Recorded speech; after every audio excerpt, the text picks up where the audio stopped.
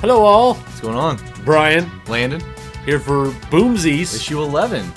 We've gotten over 10. Yeah, over there. And we're on 11. 10-1. 2 digits. Double digits. Well, we already are double digits. Yeah, I know, but now it's But it's like officially passed. Right. It's the second double digits. Sounds good. I like it. We're going to make a deal about every number we do. We're Yep. going to make a huge 12's going to be the dramatic best 12, like, thing. oh my god. And skip over 13 because we're really superstitious. Yeah. Friday the 13th. Final Fantasy 13. Which is good. I know he doesn't think so, but whatever. Another argument. Another argument for another day. Yes, exactly. Well, So you want to tell the viewers, if it's first-time viewers out Yes. here, what Boomzies is? Can you your explain that? first time here. Hey, Eddie Ruckus, what's going on? Brought the ruckus in. For you first-time viewers, Boomzies is a weekly live show on Justin.tv and Blistered Thumbs that covers nerd culture, nerd topics, video games, comic books, movies, music, the whole 9 yards. Whole bunch of stuff. Whole bunch of stuff while we debate about it, and then we take your questions via chat, live on the phone, and then of course through messages and carrier pigeons. yeah. Pony Express too. Pony Express. might as well toss that. Telegraph. In. Yeah. And message in a bottle. A little tough. I mean, we're in Kansas. It's pretty much landlocked. So. Okay, just send it up the Mississippi River, or the Arkansas River, really north of the Arkansas River. Where Go really out of your trouble to do this. Yes, exactly. That's what we want people to do because they love us so much. I think so. So let's get right into what we've been doing this week. Yeah. As Certainly. far as what do you got going on? Well, for me, I've been a comic book reader for quite a while, and big news in the comic book world: DC did their complete reboot, which means they're stopping all their old DC universe, starting a whole new DC universe, which means renumbering all of their comic books, their main issues, so Detective Comics, Action Comics, Batman, the whole 9 yards. They started off on the 31st with issue number 1 of Justice League, which was actually a pretty damn good issue. You know, I was a little worried, especially with Justice League, just because if you're retelling everybody's stories, if you're doing a book that has all of these superheroes in it, you really kind of got to tell who they are. And I felt like I was a little worried it was going to be rushed. Like, here's who Batman is, here's who Green Lantern is, and then everybody's meeting each other, and it's really too fast paced. I was a little worried about, but it really wasn't. You thought they did that? It was good progression. I felt so. I mean, it starts off, it focuses. Issue 1 focuses a lot on Batman and Green Lantern, which they've got their new costumes. Batman's costume, it's similar, but in a lot of ways it's a little bit more badass. It looks really cool in action. It works really well. They kind of ditched the underwear. Same thing with him, with Superman. No more undies. Yeah, right. Which it looks nice. It works really well with Batman. DC reboot, why? Yeah. No, I dig it. Whatever. But yeah, Oracle. So, I mean, Barbara Gordon, she can walk now. Cool. Bye-bye Miracle. wheelchair. Yeah. Well, I think it's cool. But the other thing about this is, at the end, you see Superman, which Superman in some of the issues, or some of the previews, you see his outfit, and he looks pretty cool without the undies, I thought. But the very last page... You said Superman looks cool without undies. Yeah, whatever. You know what I mean. But the very last panel, for some reason, it just feels like it's missing it. It doesn't. To me, it doesn't feel quite as right. It just doesn't. It feels like a miscolor, is what it feels like to me. So, but the other kind of interesting thing, if you want to pull that image up, at the end of the last issue of Flashpoint, when they kind of end the previous DC universe and jump into the new one, there's this figure kind of in the center panel there, and apparently she's got something to do with the new reboot, everything about it.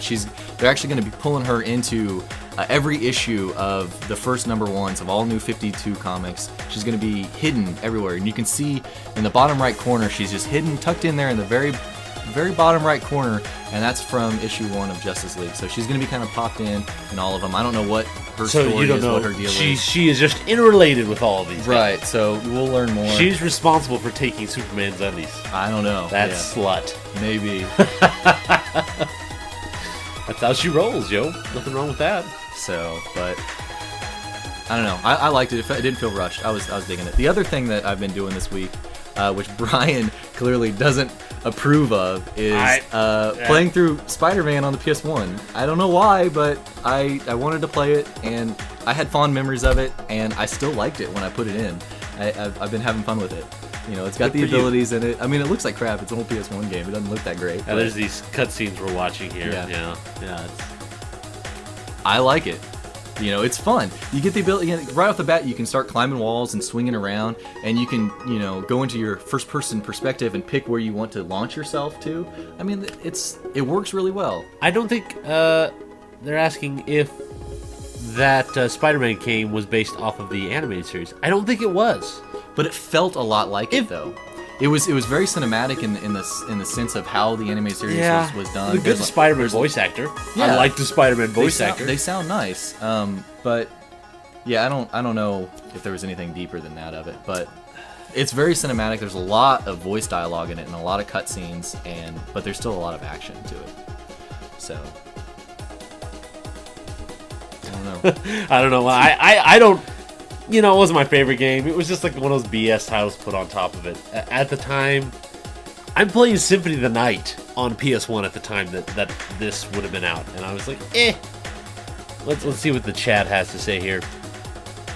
They're asking if it had the same voice actors from the show. I'm not sure. I think it did. I think the Spider-Man voice actor was different than the one that was in the animated series. Although he was good, I think he was the same one that was in the Marvel vs. Capcom, the first two games. If I'm not saying actually it did. Oh, it did. So, yeah. My bad. I'll be stepping. Sorry. I didn't know. Well, I've been doing a few things this week.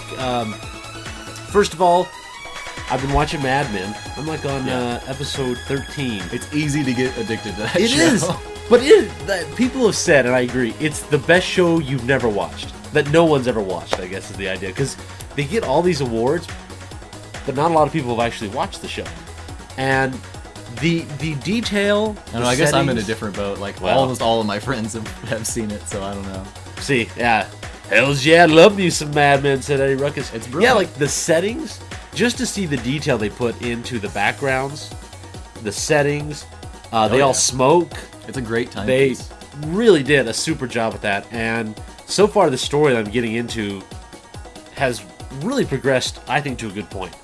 I'm so far, I think, at episode 13, and I'm really liking where they're taking it. Which season were you on? I'm on 1. Oh, I watched it a little bit. I watched it a little bit, and I got glimpses and pieces, but I wanted to start from the beginning to catch up. Yeah, you're in for a ride. Oh yeah, yeah, it's good. I know that. So, but the other thing, the big thing that just came out this week was Red Hot Chili Peppers' brand new album called "I'm With You," which I'm a huge fan of Red Hot Chili Peppers. Bass player, Flea. I've loved them growing up. Bloodshake Sugar Magic. That and Californication. Right. Like two of my favorite albums of all time. Yeah. And I've been giving this a listen, and I have to say, I really do like it. I really like it. And as a fan of Chili Peppers, I above anyone am critical of their stuff. You and I were talking about Stadium Arcadium. Right. Felt like there's a lot of songs to say, and I'll agree, although I thought it was good. No, I'm not saying that it was Stadium Arcadium wasn't good. I'm just saying, like, almost all the songs were so similar to each other. They had the same kind of vibe, but it's the same flavor. Beat. It's the same spices. It was too much. When you put a little Flea and a little Anthony, you mix it with some Chad Smith. Now this is the first one without John Frusciante, their main guitarist, who left once before, was replaced on One Hot Minute and then came back. So this new guy, Josh, I'll say the one thing, he isn't John, he isn't amazing, but he didn't bother me. He just kind of sat in the background. And you're plugging your headphones here. I'm gonna just play a couple tracks, just a couple little snippets for you guys, just to let you guys hear what this stuff's like here. So kind of get you guys a jam out here.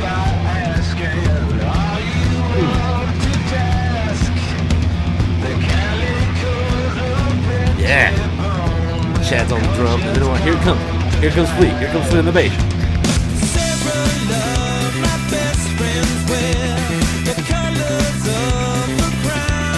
See, that's track 1. We're going to track 2.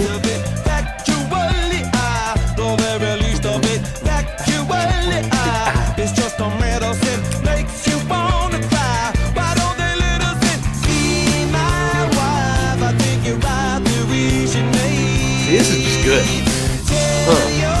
Funky Peppers, yeah, it's got the funk still. Oh, and then we go into another track 4 here. And then it slows down, the beat slows down. This is almost the same beat. No, this slows down. Slows down a little bit. The others were fresh.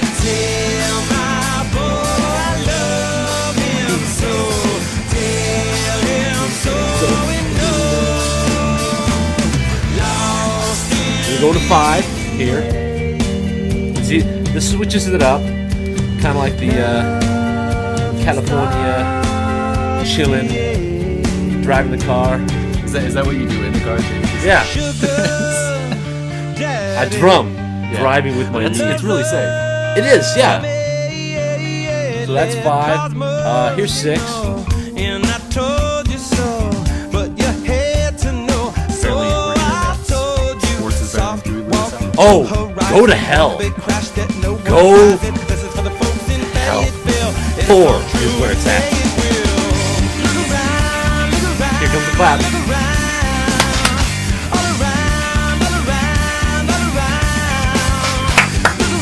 Alright, then of course this is the track you guys have all heard. This is the Adventures of Maggie May, the Rain Dance.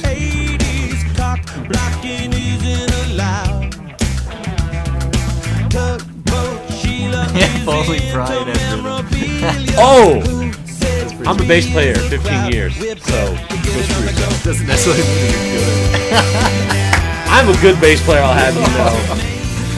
Here's track 8. Could be attempting for 15. I'm coming for you. Oh, let's dance with Cause I adore you. And Let's go. I like to get inside your mass production. I want to get inside your mass production. Just seeing you. I didn't realize you were doing this. So anyway, yeah, that's a little demo of the music. Yeah, but who did? I thought it was great. Damien Hirst is actually the artist for the Yes, cover, right? yes, Yeah, yes. He's kind of a weird guy. He's a weird artist. he's done some interesting things. Yeah, he's kind of known for like taking animals, cows, like splitting them in half, filling them up in this gel, and then separating them. For you look to at that kinda guy's walk face. through. I'm different. Yeah, I'm different, and I'm depressed. yeah. If I do weird stuff, then it's artistic. But he's like one of the most wealthy artists too. Like That's how you gotta be. As long as you're a pretentious prick who does emo stuff, people are like, oh, he's so introverted and deep. I wish I could have his babies. But the cover is kind of a play on some of his work. Like, there in the left corner of that screen, he did a whole series. He's also a designer, too. He's not just, like, a sculpture kind of whatever. He's also a douchebag that designs. as Right, well. whatever. Yeah.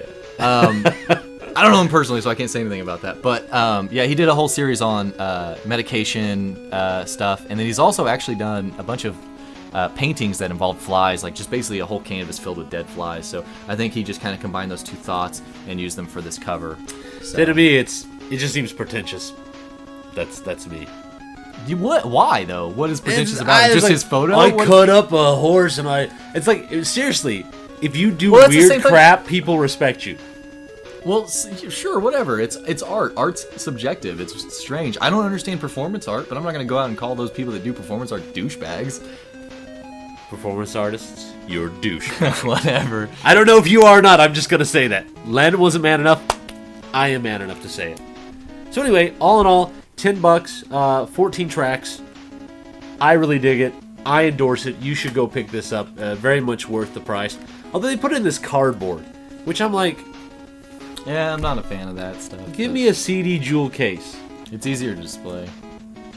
because this is gonna fall apart like in a year. So anyway, that's what's been going on with my week. Shall we move on to the first topic of discussion today? Yeah. The Star Wars. Star Wars. So we've got the Blu Ray complete pack is coming out soon. September 16th. September 16th. September So 16th, it's episodes 1 through 6. Yeah, Plus yeah. a bunch of extra bonus features. We're already kind of used to George Lucas screwing with his Screwing us. yeah. Screwing us. Just constantly like quit toying with your shit. Like it's good. Quit toying with it, you know? Just every single time you go back and mess with it, it just Well, it's like we could go back to art or design. I mean, there's a point where something's just done. Right. You can't work on it anymore. You're just going to mess it up. Right. Yeah. But not all the changes are horrible. to this. There are a few changes that aren't bad, like letting the Ewoks blink. That's a minor change. Not bad at all. Cool. I mean, it's correct. Like, I enjoy doing like corrective stuff like this. Yeah. You know, like they did with they took out the actor's hand out of the snow scene when he was the snow monster. They took his arm out. So right, and there was a what were some other changes? Yoda's in what is it, episode 4? Is this what that is? No, yes. Not episode 1. Episode That 1. is, yeah. Episode 1. Yoda is no longer kind of the puppety look. He's completely CG, which, you know, if you play that side by side, this looks quite a bit better. So I'm fine with that change as well. But some changes are horrible. Here is the change: the Vader scene at the end Yeah. of Return. Let's just let them watch this and see if they notice the change here.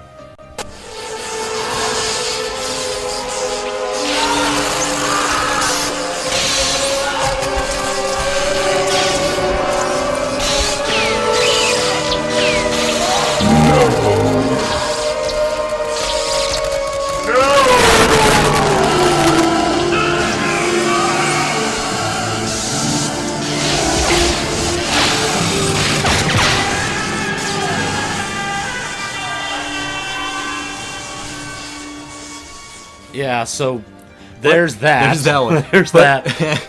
The other one that is really bad. This one's just kind of like, oh god, why? Like, we'll go back to the Vader change and talk a little bit more about it. But you got to see this. You got to listen to this. Check this out, boys and girls. Awkward. Yeah.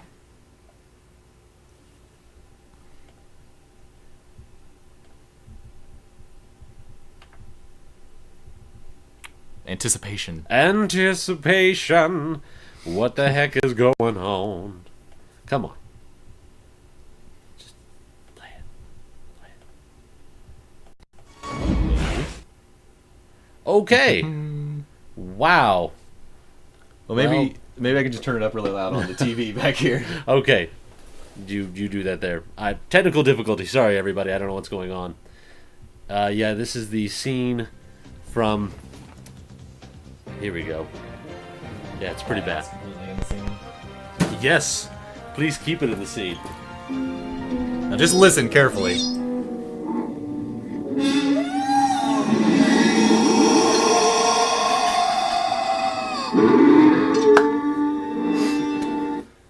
One more time. Yeah, one more time. Listen carefully.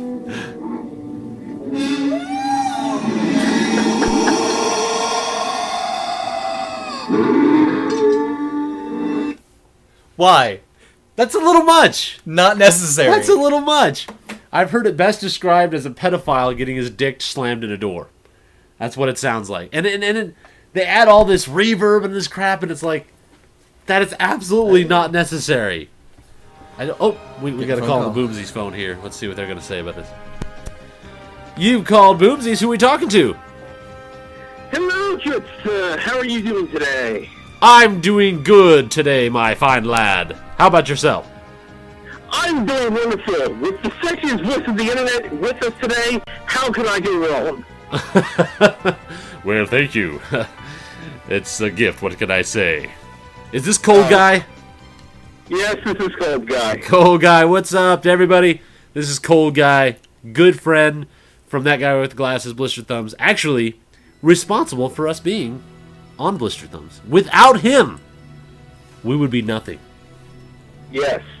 My life would be worthless. I embraced you, took you under my tutelage, and got you on to blisterthumbs.net, and allowed you to prosper into the great beyond the Boomzies, that is. I came out of your man womb. Yes. So what do you got to say, bud? I did want to go ahead and comment on the Star Wars debacle, shall we say? Yes. My predicament in regard to the Star Wars issue is they should, Lucas, if he wanted to go ahead and tweak with his own works, should have approached it similar to what Blade Runner has done. For those who don't know, if you get the Blade Runner Blu Ray, there's, I believe, 5 to 6 different cuts of the movie. Right. including the theatrical cut, extended cut, director's cut, and all other stuff. If he were to go ahead and release a set similar to that, I don't think there would be a big uproar about it. I think people would just say, okay, I'll just watch a theatrical cut, ignore everything else, and I'll be fine. But the way he's trying to force these changes onto the film that a lot of people don't really want, I think that's what's the big front of them getting offended by. My understanding is that it's only that case in the complete box set, but if you buy the movies individually, you do get it in that way, where you get the original theatrical release, and then you get the... I've heard rumors of both ways. I've heard rumors that say that it's not, and I've heard people say that it will be. I mean, I would hope so, because like you're saying, Cole Guy, it's like a revisionist history. You know what I mean? To me, like you said, Blade Runner did it great. Include the originals, every version, and let people pick it. But George Lucas is so stubborn to have everybody watch the version that he wants them to watch that he only keeps in about 50% of what we loved. Certainly is the case. And for a lot of Star Wars fans that are really upset about it, you can always go ahead and look up the original trilogy, either on VHS or the original DVD back at 99, I think that was released. And just or Laserdisc. Laserdisc. Add that to your collection. There you go. Well, I'd love to see this in Blu Ray, but I'm definitely not going to sponsor it if it doesn't have the original theatrical. Because that's what I grew up on. Actually, while we have you on the phone here, there is a good quote by The man himself. by the man himself. Actually, here, let me get that set up. But anyway, thanks for calling up, Cole Guy.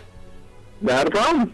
You are the man. We appreciate you being here, being a part of us, and being our daddy.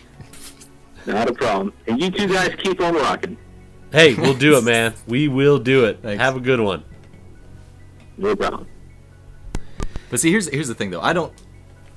You kind of touched on it. I don't condone, like, saying, like, okay, let's all nerds bind together and, like, let's not go out and buy this and teach George Lucas a lesson. We're not going to teach him shit. He's not, it's going to sell so well regardless that us not going out and buying them is not going to dent his wallet or dent what he's trying to do at all. We just need to voice it and just say what we can and hope that somebody will listen. Because going out and not buying it, that's not doing anything, Just hope. I just hope that if you buy I'm saying if you don't want to go buy it, don't go buy it. I'm not saying you have to go out and buy it. It's just don't not buy it solely on the cause of I'm going to teach him a lesson is kind of my thought on it. Well, here we got another call here real quick. Let's answer it here. You've called Boomzies. Who are you talking? Who are we talking to? You know who you're talking to. This is Monster of the Nest. What do you got to say over this whole thing? Well, I've actually been playing Star Wars Republic Commando today, and that's pretty fun. But as opposed to the movie Star Wars, I figure if George Lucas really wanted to ruin Star Wars, he'd create the last 3 chapters, and they would go as follows. Episode 7, Jar Jar goes to college. Episode 8, dances with Ewoks. And finally, Episode 9, Luke and Leia, the wedding. Luke and Leia, the wedding. Brother and sister getting it on. I watched that. That's it's so sad. Those sound a whole lot more entertaining than episodes 1 through 3. Well, actually, I'll be honest. My favorite Star Wars movie is Return of the Jedi, and my second favorite Star Wars movie is Revenge of the Sith, because that's when all this shit hits the fan. I'm sorry if I said a bad word. That's okay. He says bad words all the time. I'm a cursor. Yeah, so am I. I've got Tourette's. That's all right, man. We can deal with that. But yeah, no, I just love Vader's fall to the dark side. It's got the most lightsaber battles and a cool space battle in the beginning. So anyway, that's all I have to say. Well, thanks for calling up, man. I appreciate it. Yeah, no problem. All right, you have a good one, and you clean out that dirty mouth. See you, bud. Well, we do have a quote from George Lucas. I just don't have it up here. But Landon, read it off. Sure. Give a little context here. This is George Lucas circa 1988. It's not him currently. This was, I forget, what was he giving the speech to? He was giving a speech to Congress. Congress, right. That's right. Talking about changing works of art, Editing music films and that are music considered and blah, blah. as classic and culturally important. This is word for word what he had said. There's no paraphrasing here. It's people who alter or destroy works of art and our cultural heritage for profit as an exercise of power are barbarians. In the future, it will become even easier for old negatives to become lost and replaced by new altered negatives. This would be a great loss to our society. Our cultural history must not be allowed to be rewritten. What has he been doing the last, 12 years? I don't know. And it's ironic that he says this because, and I think you can find a lot of footage. I've actually seen footage and heard quotes from George Lucas where he has said, hey, you don't change that, it's crap. But he has. And to him, he feels like it's never complete. There's always things he can add and always things you can do better. But I think that's the point. He should make a new movie. He hasn't made a new movie franchise since 1994. Right. He's been working on Star Wars. Producing and doing other stuff. See, and that's where I see, I look at a work by Steven Spielberg.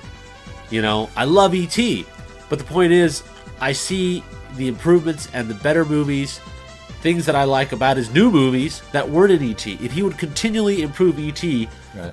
for the last 20 years, well, then I wouldn't respect him as a director. So I think George Lucas needs to focus on a new project. That I don't even know if he can properly direct a new film that's not Star Wars. Do you think he could? There's nothing to go on. It's been so long, so probably not. Yeah. But like Vega Dog says, Lucas knows he's past his prime, perhaps. Yeah. But he does do really well with a lot of this animated stuff for kids. The Clone Wars stuff is great for now, kids. How much of that did he do? I don't know, but it's great that it's there. It's a good way to get young people into it. I never liked Clone Wars. Well, because it's not for us. The animated stuff, that's for children. That's for your kids. Let them watch it. They're going to enjoy the hell out of it. I'm too busy watching Batman the Animated Series, baby. Well, that's good. I'm not going to argue that. But here's the thing. It's like, not all of these changes are bad, though. Some of his changes going back, they're not bad. But the important thing about correcting the small things, right. I'm fine with that. But the important thing with this Vader scene is that it was perfect the way it was. It was all about his inner conflict, as you so well put earlier. That him vocalizing it ruins the experience. And that's why, I think of the whole thing about what I was talking about. There's so many things in that movie that I would call subtext. They're things that we just understand. They don't have to be explained to us. They don't have to be vocalized. Uh-oh. I need to... Soggy Pronin, I'm not saying that it can only be enjoyed by children, but Brian's sitting there saying he doesn't like it. It's not necessarily directed towards Well, but I know us. a lot of people my age that like it. No, I do too, I'm just saying, it's directed towards kids, and so it's going to definitely appeal to them, and it can certainly appeal to everybody else, but I'm just saying, if you don't like it, it's okay.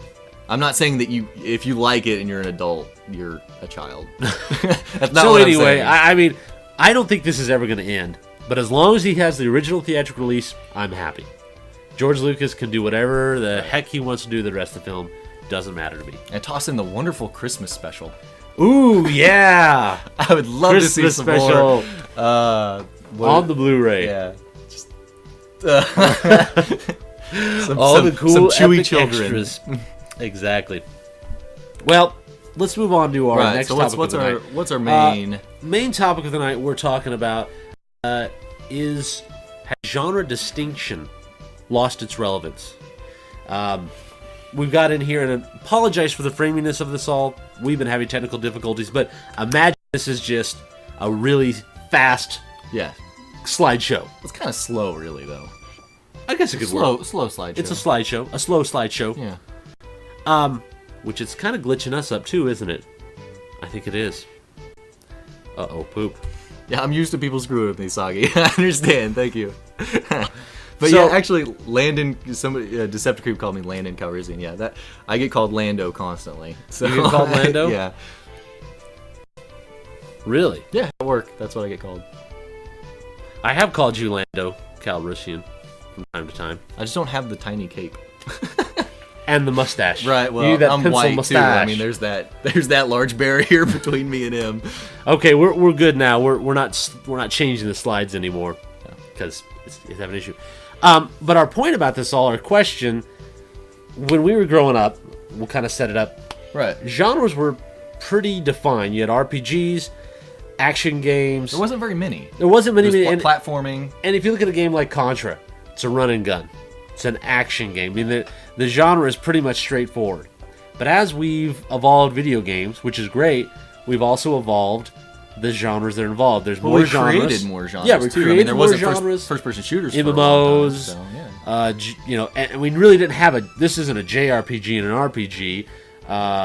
You know, survival horror. All these So you're really genres that have seeing been like added. what you had a genre before. Now it's still you still have that genre, but it splinters off. Splintered off into Right. 4 different genres now, and you start seeing it's like a Venn diagram. You just wanted to bring that in. Yeah, circles. That was your goal today. Venn diagram. Yeah, that's my word of the day. Oh yeah, I was supposed to get in one thing. This is for you, Eric. Da-ba-da-ba-da-da. Ah, no more I love you. Da-ba-da-ba-da-da. Ah. We were just on PlayStation Network singing that the other day, and I was like, that's one of the stupidest songs ever. And I'm like, I want to mention it in Boomzies. Yeah, and it totally doesn't make it any better when you do it right there. Hey man, I'm awesome at that song. I bust that out on karaoke. But yeah, like you were saying, we've had so many that's been splintered off, and now Well, a lot of it makes sense though. sure, A lot of it, and I we mean, do need new you're definitions. getting farther along, and it only makes sense to kind of merge a few things. It's like, man, that's fucking cool. Let's get a as little the bit of this games and that. as the games evolve, they're naturally going to be new definitions. But I think one of the inherent problems we were talking about is that you lose with that distinction. It almost loses a little bit of the punch. Well, there's some good things, you know. There's good combinations when you do it in mediocrity and you focus in on those combinations. But sometimes it's completely the opposite. You get into the situation where it's like, let's add in a little dash of this, a little dash of that. Let's try and make Right. everybody happy. And you've got too many elements going on that you can't focus in on anything. You can't make one element solid and the whole thing just falls apart. And you see that a lot in a lot of titles anymore. But at the same time, you still see really, really solid combinations such as Mass Effect. Beautiful right. combination. We got Mass Effect that's in the bottom corner there. One that we are also playing is Borderlands. But Borderlands is a first-person, co-op, 4-player, MMO style. You know, there's so many genres that are mixed into that, which is a good thing. You know, it mixes all these diverse genres into one. I think that's why everybody enjoys Borderlands. You know. Right. But you can even look at stuff like, you know, the Call of Duty series has changed from what we would say is a GoldenEye first-person shooter to more of an RPG. I mean, you do have RPG. Well, you get a lot of build perks, up, you build up your perks, you build up your weapons, you customize your loadout. So in a way, we've got RPG elements that have come in. But then you kind of look at the other side of the coin. It's like, we have these solid one-hit genres. Like, Right. Like, where do you see just your straight RPG, which now is what I would consider at the time when I was playing RPGs on the Super Nintendo. It's now considered a JRPG. Right. That's what I would assume it as. You don't see those as big hit titles, big $60 PlayStation 3, 360 titles. Now you see those as downloads. You know, 10. Well, they're no 10 longer bucks, RPGs 15 in the bucks. sense of real role playing. You're not Well, playing those- a role. You're really experiencing this one person, this one, you know, kind of angsty schoolboy. You know, it's kind of the classic Japanese archetype, and you play through as this person. You're not really playing your own role as you would call a role playing game, as we as Americans would know. You know, growing up with Ultima or any of those other kind of games on PC. So it's a different kind of definition on role playing. That's why, like I said, the other thing too, if you look at a game like, let's say, Batman Arkham Asylum and Uncharted, those are third-person action games. You know what I mean? Like, they're just kind of, there's so many games that are very different from one another. Uncharted and Batman are very different games, but they're kind of thrown into the same, oh, that's an action game. Right. You know what I mean? So I think in a way, while we do have genre distinction, and there are a lot of games that are varied, I think in the same way, there's some games we just throw into a bucket. Like, well, that's all action. And does that do the game disservice, or does it even matter? Right. That was a question. I know. Sorry, I'm reading over here too. Right. Well, that's a good question. Well, I was just reading Decepticus. He was like, technically, by your definition of RPG, any game could be considered an RPG. Well, and that's why I guess it's we're kind of talking about. There is such a mix of what is defined as an RPG, what isn't, is an RPG element. I mean, I wouldn't say Call of Duty is an RPG, but it brings in an RPG element. It derives little things from these other games and tries to put them into their game. I mean, to me, when I played RPGs, how my definition of RPG was to be able to go through a game, gain characters, use those, level those characters up as not just playing one person, but you can control the multiples. I mean, just gonna use Final Fantasy. I mean, and then to have the hidden characters too, to be able to find hidden characters. Right. I mean, my first RPG that I ever played was Super Mario RPG on the Super Nintendo, and I thought it was so freaking cool that You never played Final Fantasy 1 on the... I'm saying the first one. The first one you ever played? The first RPG I ever played was Super Mario. I didn't play the Final Fantasy 1 on the NES at the time. I didn't get into... The first Final Fantasy I ever played was 7 and 8. Final Fantasy 7 and 8. I never got into Final Fantasies at the time. It was 7 and 8 I played. I fell in love with 7. It was the first one I played. And then I was like, okay, I got to play the next one. 8 came out. Fell in love with 8. 8 is by far my favorite Final Fantasy. And then from there, I was just like, okay, I'm obsessed with this. And I had to go back and play through everything. And that's how I got into those. But my first one was Super Mario RPG. And to be able to get Bowser on your side and get all these different characters. The Turtle Chalice, yes. This is freaking great. This is my Turtle's Goblet. Oh, filled with, by the way, Sierra Mist with cranberry. And it is quite a tasty treat, I'll have to say. I don't have anything quite as cool. I have Wolverine. Yeah, it's cool. That's Wolverine. That's cool. Yeah, you know. Turtle soup, my favorite. You know, but I will agree. say, S-Pac, Final Fantasy VI. I will admit that is probably the best one. yes, Final Fantasy 6 is great. Although I love 12. But 8 is my favorite. There's just something about 8. You're addicted to 8. I love. Yeah, I can't. But I'll admit though. I 6 will is say the best. that if you look at it, okay, you're into Gran Turismo 5, right? Yes. That's what game you're big into. But Gran Turismo 5 is just a racing game. Sim. As what it's known as. It's a racing sim. But there's a lot more to Gran Turismo. I mean, there's RPG elements where you're customizing things. I mean, it's a very deep game. But yet it's given a very general definition of the genre. You know what I'm saying? If you look at the depth, I would say the depth of like a Borderlands. Well, I would say Gran Turismo is much more deeper in calling it customization. a car or a racing simulation is deep enough for it because it's so simulation oriented that you can customize everything. I mean, that's like having your own car to be able to go through and customize, change out I don't know anything about cars, so I'm going to say shit that I don't know, like changing out your brakes and all that. Well, obviously I know brakes, but windshield wipers. Right. But all your exhausts and your manifolds and all that shit. Yeah. When you talk to somebody about manifolds, you do that? Yeah. That might be why you didn't get accepted into the car club. My mechanic hates me. Well, okay, then here's an example of like Tekken, Street Fighter, Marvel vs. Capcom. That's a very deep game. There's a lot to learn. There's a lot of elements, but yet it's just a fighting game. That's a fighting game. It's not a fighting sim or a, I think that's kind of the point I'm trying to make, though. We've got games that we give these grand goulash definitions. They got 50 genres in them, but yet some games like Street Fighter and Gran Turismo, we just simply state it's this one genre.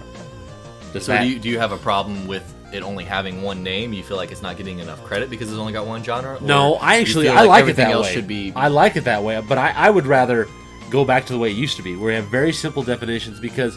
So your problem isn't necessarily how the game is built, it's just the definition of it? Well, right, because I think that... No, you're misunderstanding me. Okay, clearly, yeah. Like, for instance, I think a game like Borderlands worked because of what they put in. But I think the more genres we get, and honestly, the more ideas we run out of, because we've been playing games for 30 years now, and the ideas are not plentiful. Sure, indie developers come up with new stuff, but I think lately we've seen a lot of recycled ideas. I think it's going to be a temptation for developers to take all of these varied genres and try to throw them all into a game just for the sake that they can say it's a first-person MMO, survival horror, dating sim, all of this crap into it, and then it sucks because then I think you almost have too much into the pot. Yeah, it's like a stew. It's just, my opinion, I don't think those things are bad as long as you do it right. Just make sure that if you're going to do that little dash of this, dash of that, make sure that you focus in on it enough to make it worthwhile. I don't want to sit here and say, if you're going to do that, it's going to end up poorly, because it's not. It's just focus in on it. We do have J.K. Spencer. He said, how far is that shelf from the camera? I see Final Fantasy VIII figures at the top. Yeah, actually, I do have. I've got 3 Final Fantasy VIII figures up there, plus some 12 figures. I've got a whole slew of Final Fantasy VII figures over on this side. And then somebody else did mention that I have a modern Sonic poster up top, and that is evil. Hey, Sonic Generations. It looks like it's going to be good. Yeah, it looks cool. I don't know. Hey, If it will be. it was a free thing from GameStop, and it looked cool. The Final Fantasy VIII ones, burn them. Screw you. Oh. No, I love them. They're great. It's my opinion. Deal with it. Deal with it. Oh, Deceptive Group says FF8 was bad. In your face. I don't care. It's my favorite. I own like Let's 30 see. copies. Samurai Sham here. I don't think genre blending itself is the problem. It just needs to be done well and not for the sake of something different. And Right. exactly, right on point. Because That's what I I'm was so saying. sick. Because I've seen some games where they try Son to. of a bitch. Final Fantasy VIII is bad like TMNT 3. Oh, slap it in your face, suck it in your face, suck it in your face. It's a little song I made up. It's Yeah. called Suck It in Your Face. Clearly. I hate it. It's going to be on iTunes Dislike it. this weekend. You can download it now. Final Fantasy IX is better, but still not Final Fantasy Dude. VI. Let's take a call. Lena, really? Calm down. Like that fat, we'll take weird a call. thing with the long You'll tongue. take a like, call really here. that belongs in a game. No. You call the Final Fantasy VIII sucks line. Who are we talking to? What? No! So, hey, Susie, long time listener, first time caller. Man, Who are we talking to? Kind of cool. This is Nashmi. Big fan of you guys. I kind of want to regurgitate all this information I've kind of accumulated out of like all these games I've played and blah blah. Like, what about games that they first start off like as maybe a regular action game, and then split into something else like Blu Ray Legend. First, it starts off as like some sort of hack and slash, but then it turns into some sort of RTS, and even then it has racing game, and it has some RPG elements, and it's kind of like the movie From Dusk Till Dawn. What do you do with that? You know, it first starts off as a crime movie, and then it goes Right. to some sort of vampire horror thing. You know, I agree with you on the Brutal Legend. I think we're Yeah. talking about mixing genres. I think that was a game where people felt tricked because people thought it was going to be an action game. You know, all the demo, everything you played, this is a third-person action. And then almost halfway through the game, it switches to an RTS, and people were like, I didn't sign up for this. did not see that coming. Yeah. Right. And I think people felt cheated because they wanted that definite genre definition. I want it to be a third-person action. You know, it's like you want a piece of pecan pie and you get apple. Ain't nothing wrong with apple pie. That's an upgrade in that situation. No, pecan pie is so much better than apple pie. No question. Yeah. Oh yeah. Oh, he agrees. But, He likes the pecan pie. I can't win with anybody. That's impossible. Well, you That's delicious, man. you bring up a good point. But, Brutal Legend and pecan pie. Oh yeah. But, just one more. I mean, Sure. here's the thing that I always thought of. RPG, that stands for role-playing game. And, like, that always bugged me because, I mean, ever since, like, when I heard Snake go, it's kind of like a role-playing game. I mean, isn't every game we play a role-playing game because we are in a role, you know, playing as this avatar, you know? We are this character, you know, we are playing a role in this game. You kind of know what I'm saying? Yeah, well, that's kind of thing that and I always go, okay, so how? It's kind of a hard way for me to explain this, but so shouldn't everything be called a role-playing game? You kind of got to. I think it's depending on the Yeah, definition. you have to define it yourself. By just saying role-playing game, yes, every game that you're playing a role of somebody. But to me, a true definition of a role-playing game is the gaining multiple characters, highly customizable either weapons or abilities. And to me, that's a role-playing game. What do you feel? I mean, I think it's one of the issues. Okay, we'll look at an example like Demon's Souls. I don't really like that, but that is a role-playing game. If I were to just define, like, what's a role-playing? You play as this blank avatar who you make who you want to be. Right. You do all these customizations. But that's where I think this genre distinction, it all bleeds over into... I mean, really, we don't have a concrete definition anymore, which is great, because other games can use those elements. But in the same sense, do we lose the original spirit in which we called a game an RPG? Okay, I'll have a remark to that here in a minute. Okay. Well, I think you've got a good point there as well. So, well, thanks for calling in, man. I'm glad you're a fan of the show. We're glad to have you. Plus, you like pecan pie. I've been missing your show, actually, because it always says 11, and it turns out that I'm 1 hour ahead of you guys, so I've been sleeping through your show, like, 10 times. Hey, sleep's now good. I got my schedule's all good, you know. So We missed you, all too. right. And, hey, thanks for picking up my call and stuff, and really... Yeah, thanks for calling. All right. So, all right, bye, guys. Hey, Keep up see you your later, good man. work Thanks and for stuff. calling. But see, here's the thing.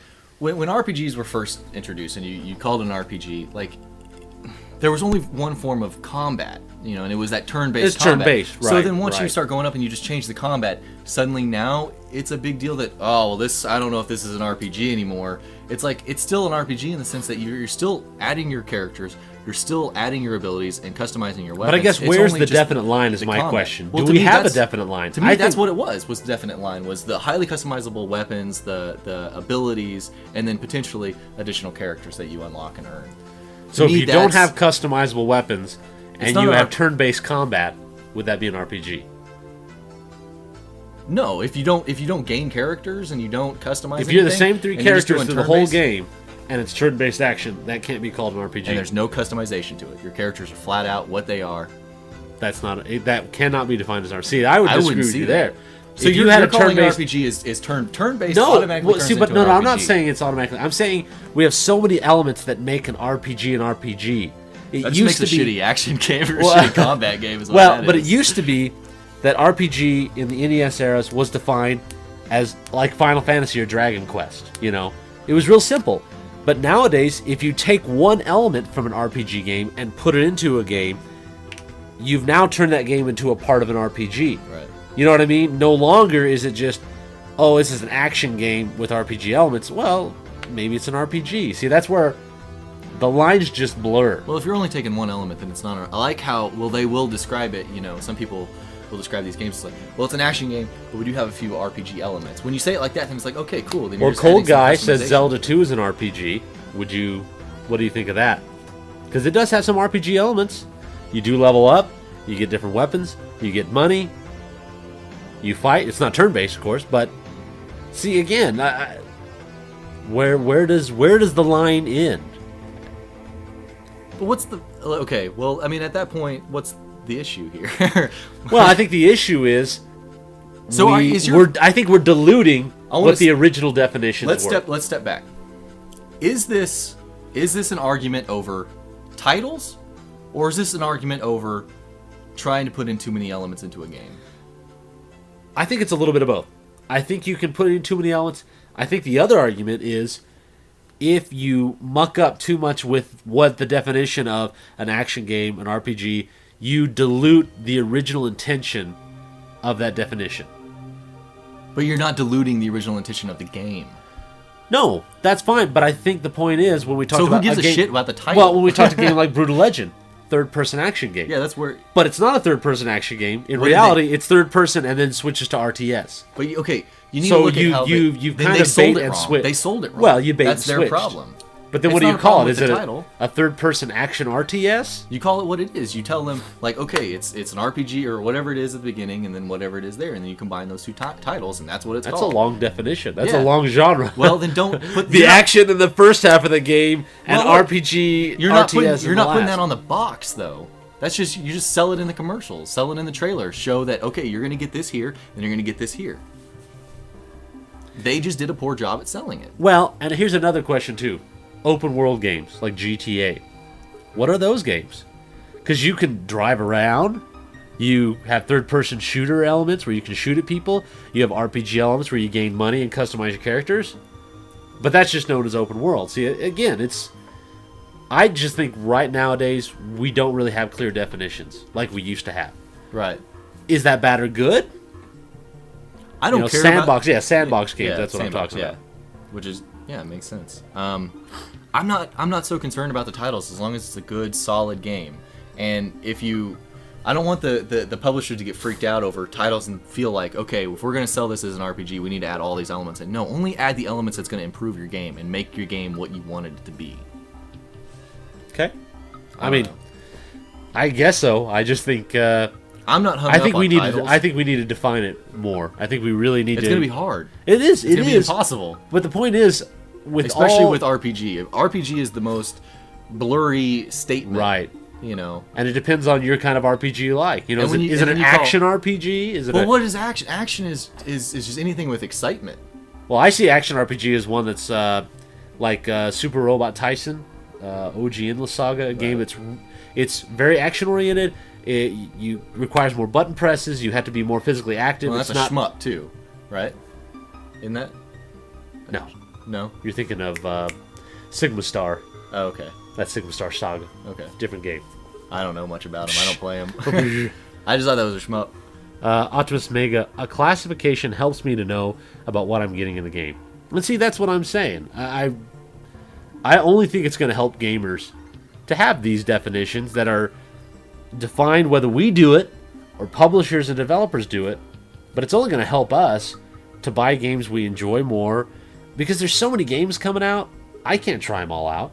So I'd at least like to know little bit of... But you have trailers to look at. You have screenshots. You have reviews. You have all these other elements. I mean, they're going to be... Yeah. You're not going to be able to... It's going to be impossible for you to sit down and classify... You're going to have a list of 70 different titles if you're going to be able to classify to and sit down define it. So that every game only has one term for it.